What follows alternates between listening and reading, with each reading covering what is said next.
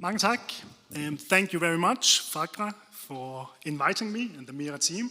We were to a dinner last night, so my presentation was intended to be in Danish, but apparently my Danish is not that workable in Norway, so it was either norsk or English. So I chose to change everything into English, and I hope that my presentation will still be understandable for the majority of you.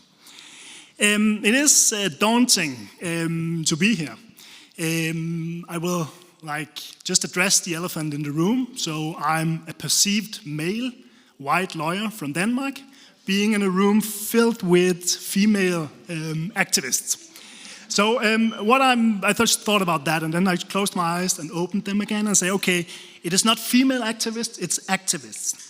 So what I just did is I changed my presentation to also include not just attorney at law, but I'm also a litigation activist. So I think that could bridge the gap of my gender with who is here, and also the topic that we are about to speak about, or this conference is about, and also what I will try to give an insight into on the basis of what I do. Because I am a practitioner. I'm not researching this area or this field of law. I'm working with it with my litigation team on an everyday basis. I am, yes, a Danish lawyer. I am perceived white. Actually, I'm half Pakistani, but I was lucky growing up with my mother's gene pool from the southern part of Jutland. So I never, on my own body, actually received a lot of bias being from Pakistan, because I could be from somewhere south of Denmark, but not really that far out to the east. So my name gave me away in a couple of occasions. People thought I was from Eastern Europe. I've even been placed in Hawaii because of Khawaja, but nobody really connected it to Pakistan. And I think that's based on the skin color that I have, that I'm not that brown or obviously from the eastern part of Asia. So that gave me, in many years, an advantage that I couldn't go beyond or below the radar of being targeted as someone who is not considered Danish. But the activist part of me for the last many years had actually moved me towards acknowledging that part of my background, that I'm actually not a Danish lawyer. I'm actually half Danish lawyer and half Pakistani lawyer. Inherently, when I was invited to give a speech on this topic, there were many thoughts that came into mind. First of all, of course, the gender and female perspective, but also the question on what is actually the purpose of immigration law. And my view is that the purpose of immigration law is that it is based on, and it has a purpose of discrimination. That is the whole idea of why we have immigration law in a European context. It is to define both access, rules and rights, but also duties by linking it to something that is basically discriminatory.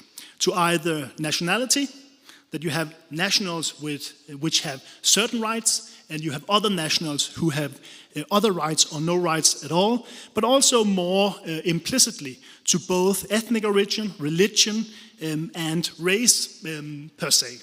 So one could stop the discussion there and say, well, why talk about discrimination in immigration law? Because it is just discriminatory. That is the whole purpose. Therefore, my approach in all our cases that I will get back to, but also how I perceive this area of law, is that it is to be considered as a starting point, as without any legitimacy, because it is discriminatory. And that means, in my view, that you have to turn the box on the head, you have to turn it around and say, okay, so if you do regulate anything within the field of immigration law, then it has to be thoroughly and very clearly founded in pursuing a very specific legitimate aim and a relevant aim. And then it has some kind of legitimacy where one state can regulate immigration issue. Legislation in Denmark in this context is used more and more, in my view, to repeat and emphasize racial and religious and cultural bias from the majority population towards a minority. And it also, through legislation, in my view, pushes structural discrimination. So you use this immigration law nexus to actually push, maybe very explicitly or at least very implicitly, structural discrimination. It is also creating, in my view, from the Danish context, a more widespread spillover effect into other areas than immigration law, which is highly problematic. For instance, into criminal law, into housing law, social benefits law, into laws within the field of education and daycare. So it has, and social law in general, so it has this spillover effect where the legitimate aim becomes very, very difficult to see. To provide just a quick insight on the development in Denmark in this field, on immigration law and how it inherently has a bias is very difficult. I would probably need to take days, if not weeks, to just describe the last 5 years of changes in law where these issues have become very explicitly. I will therefore, in my presentation, try to firstly focus on what I and my team of highly qualified, brilliant litigators, what we do in my law firm. And then secondly, I will try to focus on very few areas where refugee law has changed within the last years, and which creates an implicit negative gender-based effect on the rights and protection of especially women refugees. With the, in my view, also inherent consequence that it has weakened the platform both through access to residence, but also upholding residence, and in general, the rights that female refugees, from a gender perspective, have in Denmark today. It is also interesting that these changes, which I will come back to, have moved female refugees into being more dependent, actually, on male spouses or male sponsors, which is a very bad consequence of something that inherently is thought to empower or give access to, from a Danish perspective, from a Norwegian perspective, of women living as Danes or Norwegian women with all the rights that they should hold, and distance themselves from the cultural inheritance that they bring to Denmark. My presentation will therefore not be very detailed on the law in Denmark, but try to point towards some themes that probably or hopefully can give rise to some discussions.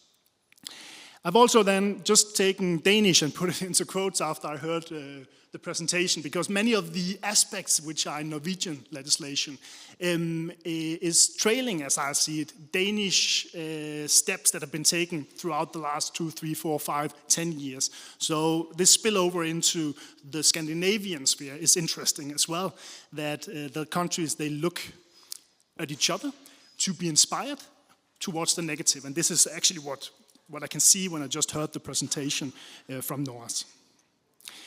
So my law firm, this is what we do. Basically, we fight injustice, and that is why I have a law firm. I have established this firm with litigators in order to push back on the state and state authorities limiting rights of my clients in a more broad perspective. We do this through a rights-based approach. So this is something that we start with in all our cases. We think rights, and we think, how do we uphold the right that every individual or communities have? This is done with international law. So I don't really look at Danish law as a starting point. We look at the umbrella, which are human rights obligations for, luckily still, Denmark and the majority of European countries, and also EU law, where EU law is developing into, on the individual level, on a more right-based approach through especially the Charter of Fundamental Rights. We then have a focus in three main areas in my firm. It is in criminal law, with focus on expulsion and deportation, which of course links this to clients without Danish nationality. We offer support in broader terms in everything and anything that has with immigration and asylum law to do. And then we do both broadly, we litigate, and we do strategic litigation in all fields in Denmark where rights are in play, but a lot of our focus is linked to immigration and asylum law because there is a spillover effect there where rights are really being pushed to the limit. We have currently quite a few cases pending and ongoing on what I would call our strategic litigation efforts. It's deportation and expulsion cases in criminal law cases. They are there every day. We push them in national courts and we push them to the European Court of Human Rights. They're mainly linked to Article 8 rights for the clients. We do structural anti-discrimination cases. We have right now a bigger ongoing case which is targeting the Danish ghetto legislation, which is linked to housing regulation and termination of tenants with the wrong skin color, put squarely. This larger lawsuit is currently pending before the Court of Justice in Luxembourg, where there was a hearing just 3 weeks ago. We are still waiting for the result of that, which could undermine the national system of discrimination within this field. We do a lot of cases on withdrawal of residence rights, which are mainly gender-based. So it is immigrants with female background or refugees with female background who lose the connection to the sponsor because they want, for instance, a divorce. And we litigate those cases in court based on the very difficult access through the immigration authorities to uphold residence permits. We do humanitarian law cases which are linked to accountability. Right now we have a weapon exports case against the Danish state regarding Danish weapon exports, which in the end up in Israel, supporting the whole, one can say, the global effect of what is going on in Gaza right now. And those cases have in my view, an inherent human rights aspect. So that is cases that we also do. We do general residence and family unification restriction cases. Like we just heard, there are a lot of restriction being done on when you have granted access to one person because you need to under the Refugee Convention. A lot of ordinary limitations are put into effect to limit access for family members. And those cases we litigate before national courts strategically on topics and themes, but also for individuals where it's only one assessment in one case where there is a problem.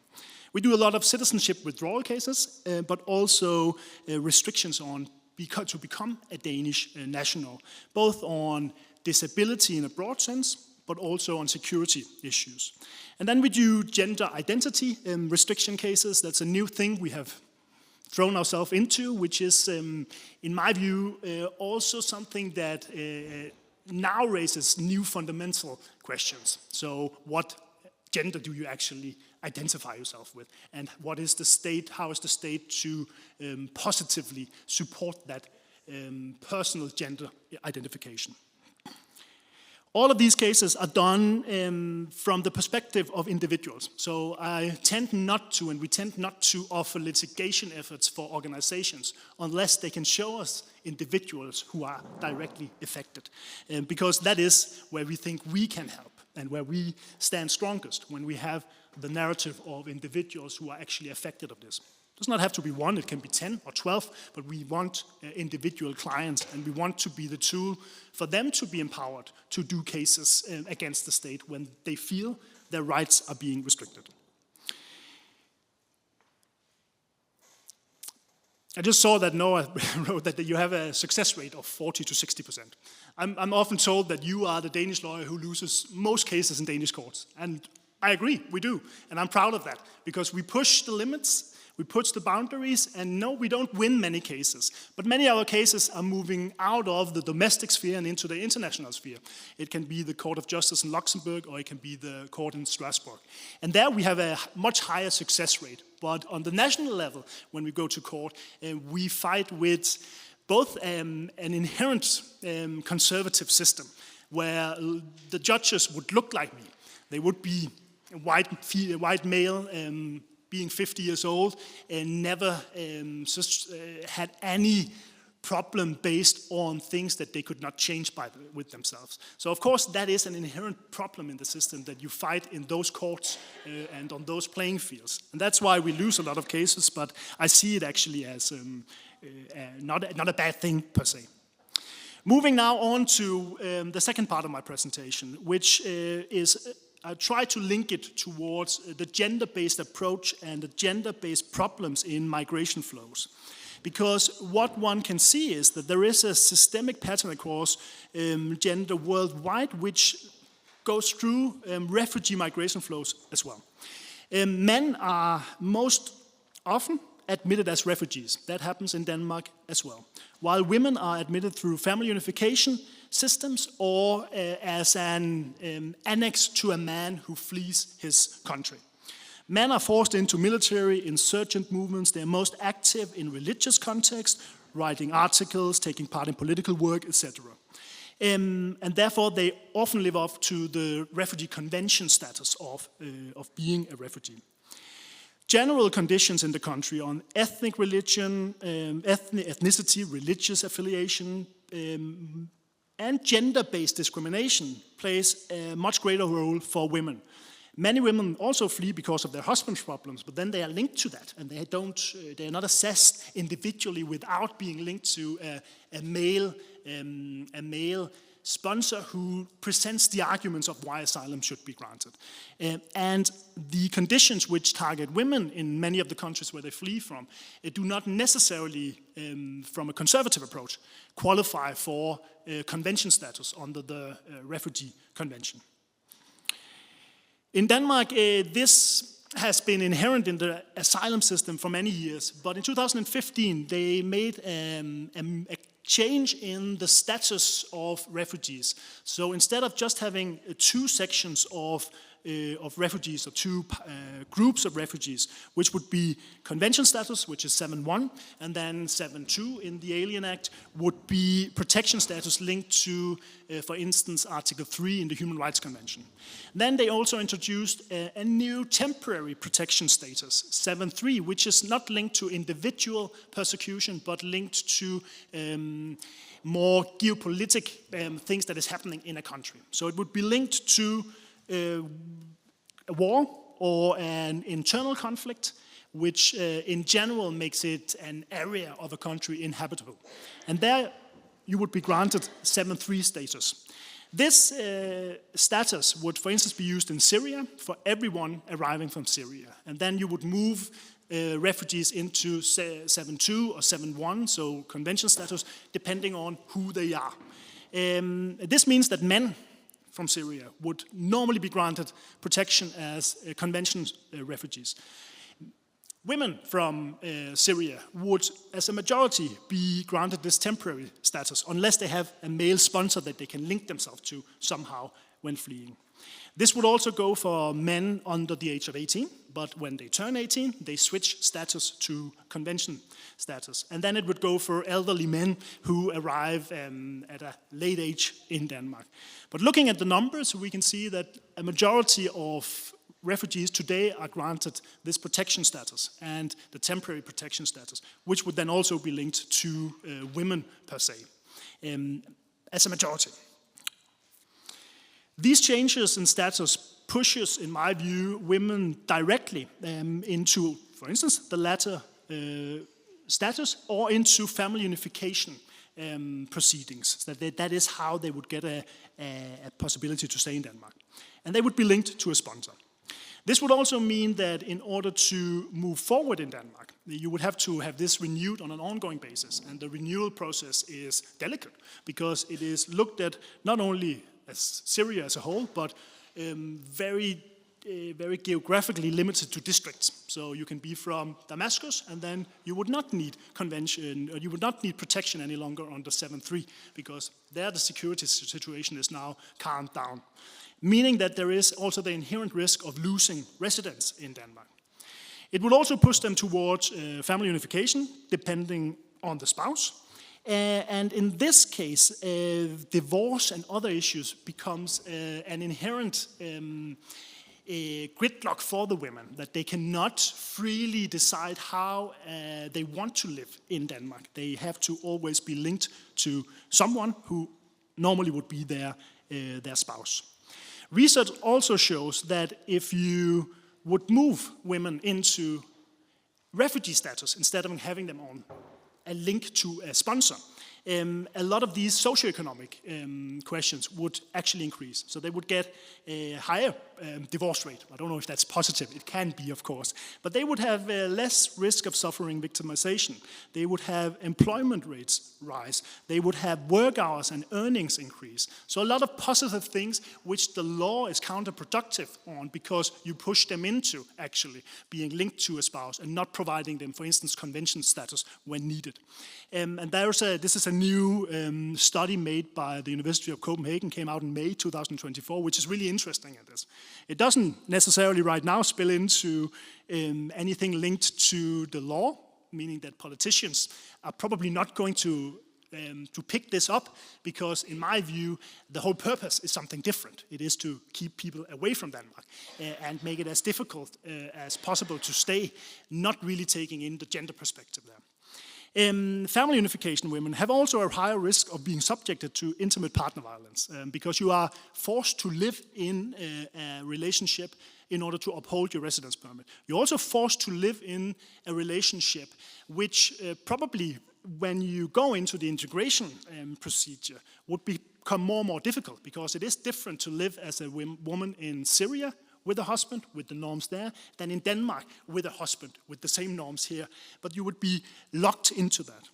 The possibility to get an independent residence permit, if divorced, are also very difficult. It's a high demand on documentation of the violence. So you have to document, you even have to file police reports on an ongoing basis. You don't need a conviction in court, but that helps. But it's okay if you go to the police on an ongoing basis showing that you are subject to violence. The political wish to support battered women, yes, that's there in this law. But these women's reality is not really recognized or reflected in the law. They are expected to act like ethnic Danish women and in line with perceived Danish norms when you are battered.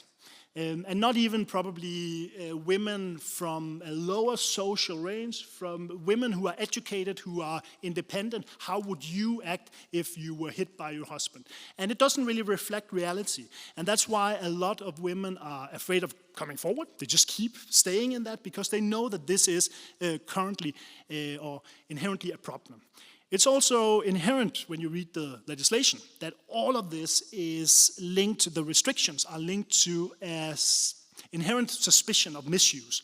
So what the politician says, yeah, we need this high level of evidence, because otherwise women would just claim violence in order to get a better basis to stay in Denmark. Which there's no scientific, neither qualitative or quantitative support for that, but it's a perception that is in the politicians on, again, bias when you look at what is actually the situation, how this legislation is being enacted. If we look at a lot of the Danish legislation in, of course, the immigration law, but also in these other areas of law, there is, when you read the preparatory works, an inherent bias and generalization on what are actually the reasons for regulating an area. It often they are put in generalizations on religion, ethnicity, cultural background, which are inherent considered non-Danish, without even defining what is Danish and what are Danish values. And therefore, a lot of this legislation actually also in itself upholds a perception that these ways of living are not considered Danish, and that we have to regulate that in order to not as much integrate but assimilate people into becoming Danish. That is problematic in itself, but it is explicitly problematic when dealing with women in a vulnerable situation, that they have to go through this ongoing assessment with themselves, whether they have to become westernized in some way with values that I don't even myself consider necessarily westernized, in order to be able to uphold residence permits or be able to be accepted in the situation.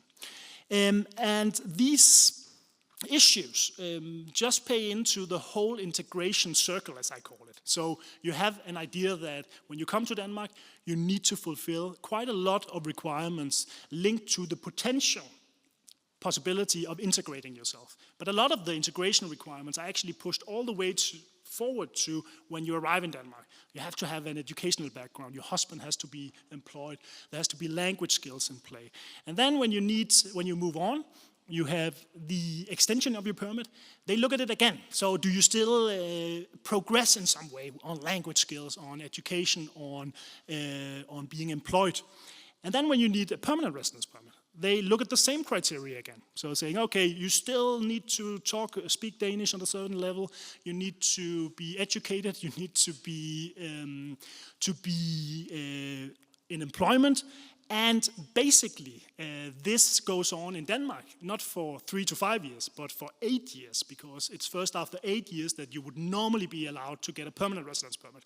Unless you are a special immigrant, then there's a fast-track system, which is not intended for refugees or for people from specific areas of the world without that being put into the law. So it is highly qualified employees from the US, from Australia. They can go on the fast-track system, but ordinary immigrants would be on the 8-year system. And then you cannot become a Danish national before 2 years after you have received a permanent residence permit. So that would be normally after 10 years of residence in Denmark. And the integration requirements just goes around. It's the same requirement at every step. And in my view, it just says that the law explicitly actually tells you that you can never be integrated, because we'll just ask you the same questions all the time, and there's no progression. It's just a circle that just keeps on going. And then luckily, when you have your citizenship, then you are out of the integration circle. But then again, you can lose nationality if you don't act the right way that you need to. So in my view, this is just an ongoing way to create rules that try to keep the access to Denmark as restrictive as possible. And this should be taken into the perspective that in Denmark we have approximately, and I don't think the number is that high this year, we have approximately 1,500 refugees a year. It fluctuates, but 1,500 out of the population of almost 6 million now. We have 200 so-called quote refugees every year allowed into Denmark. So the number is incredibly low. We've made all of these efforts, in my view, the politicians have made these efforts to push immigration issues to other countries, and it is working. So we are pushing them towards Sweden. I don't think that much Norway. You have catched up on how to try to have push factors, but that is what the Danish system does. And it's not just to get into Denmark. All of this also plays into it, that refugees would of course think, okay, so the perspectives of becoming a national is much easier in Sweden after 3 years when I've resided there than 10 years in Denmark, with all the risks of losing residence at any given point in time. So structurally, all of this is bad for immigrants, refugees in general, but it's specifically now bad for gender-based female refugees and immigrants who are pushed into a really vulnerable position. And that is why I have this law firm, because we like to fight this injustice. We like to counter it. I don't believe any longer that this can be countered by some kind of dialogue with the politicians, because there is a consensus of this. But what we then do is we litigate, and we litigate strategically, but we also litigate for individuals to empower them to change their lives. Because I consider myself not necessarily a lawyer, I consider myself a tool for empowerment for the clients that we have. Thank you for listening.